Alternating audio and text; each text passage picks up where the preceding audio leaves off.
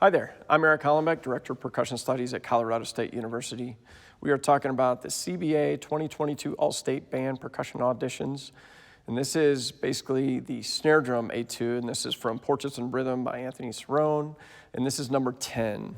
So number 10 has several things in it. The biggest thing you want to understand is it's in 9/8, so there's a naturally occurring agogic accent, basically of the dotted quarter notes. So this 1, 2, 3, 1, 2, 3, 3, 2, 3, 1, you want to make sure is implied as much as you can through it. And there's several bars that kind of move over that, but most of the bars you should be able to imply that as you go. You want to make sure a couple things when you go to record this, that the drum you're using has a couple things. One, it needs to have a really clear sound. You have several embellishments and other things that come out that need for a clear articulation. So make sure that snares are tuned well and that they respond both at the pianissimo level, very soft level, up to the fortissimo level, and you get a very consistent snare response across that. You want to make sure the top head's tuned about an A, maybe slightly above that, and you want to have a little bit of muffling on it. So again, you get a good articulated rhythm out of that. There's several smaller rhythms that da-da-da-da-da, the basically 32nd note, 16th note, dotted 16th, 32nd note rhythm definitely is something that needs to be clear and precise. And talking about that rhythm, you need to make sure it's actually mathematically of what's on the page and you're not swinging that rhythm. So it definitely needs to have this kind of sound to it.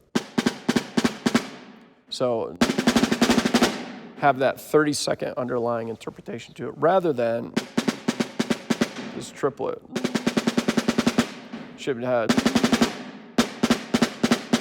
You want to make sure it's not too tight, because when you get to basically the fourth and fifth line, as you start to add drags to it in the fifth line especially, that is going to kind of want to open up slightly.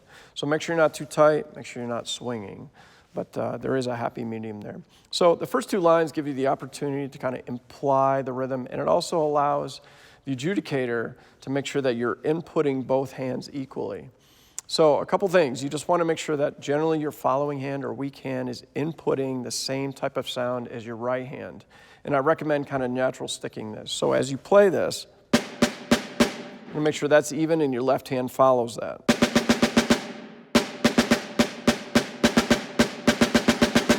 And then with that, give a slight agogic or natural accent on every dotted quarter. So. And that implies the feel in the rhythm. So a couple things I do is I make sure that the pianissimo, which happens twice in the piece, and this piece uses wide extreme dynamics, so fortissimo and pianissimo. And then you have gradations of that. In other words, fortissimo, you also have forte in that mix. You need to make sure that there's a really obvious difference between those two, and the same with pianissimo.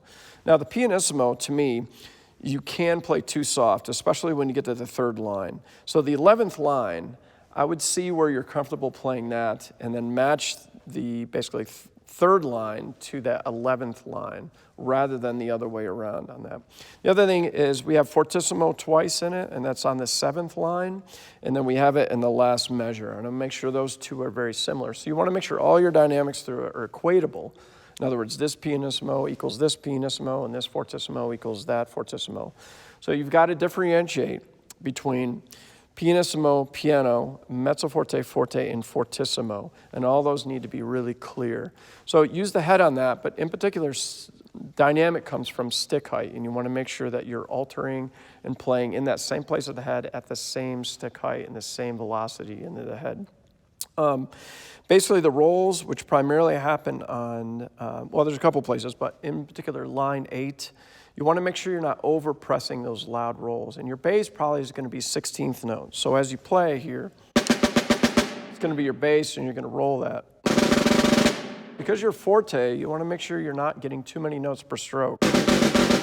Like that sound. You want this, which really, for me, is 3 notes per stroke. You can hear each dig it out, those 3 notes. And that allows the drum to ring enough to kind of fill in the gaps of your roll. When you overpress, it mutes the drum a little bit, so be careful on that you're not overpressing on that.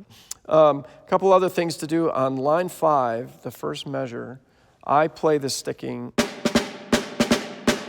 right, left, right, left.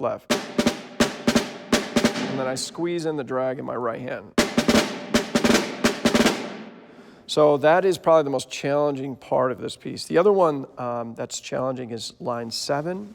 In line 7, which is at fortissimo, you need to figure out how to handle those embellishments.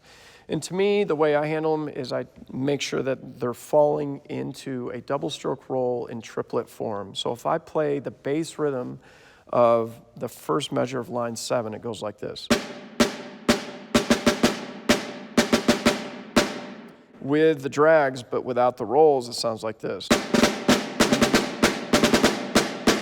And then with the rolls, you get that. And that, I think, actually fills out those pretty well, and you can maintain your fortissimo realm. So one other thing to talk about sticking-wise is line 9. And the composer actually talks about using flam taps. You can also alternate. That way, I like flam taps. You just have to work to make sure they're not like the rudiment, that you're not accenting them. So you get this. And then add the flams without accentuation. Is one way to do it. In the next bar, which is the second bar of line 9, I do a Swiss Army triplet on the first triplet. So right, right, right, left, flam. To get that triplet. You can also do left in the flam, but it means that you have a little more space to put the grace note. The last thing to talk about is the first measure of line 10. In this, you can double it if you have really solid, good articulated doubles. The composer actually suggests that you alternate it, which is what I did.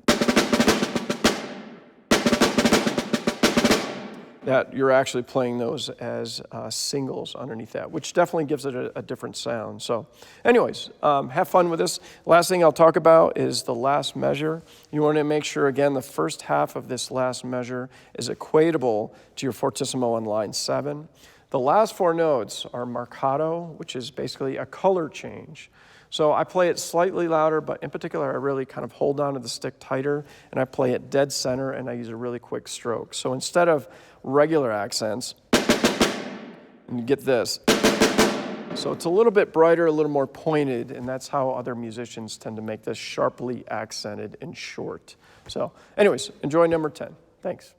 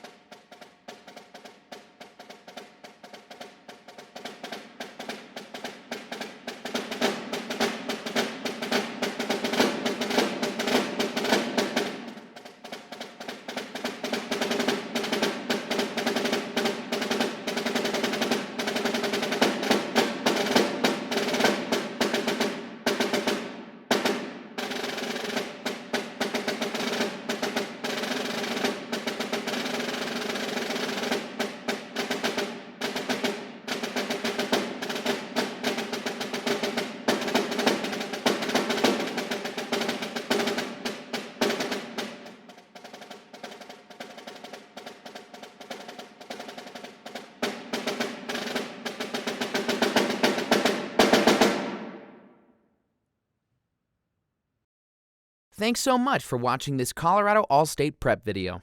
If you have any questions or concerns, please visit music.colostate.edu for more information, including the opportunity to schedule an individual visit with the School of Music, Theater, and Dance. Good luck on your audition.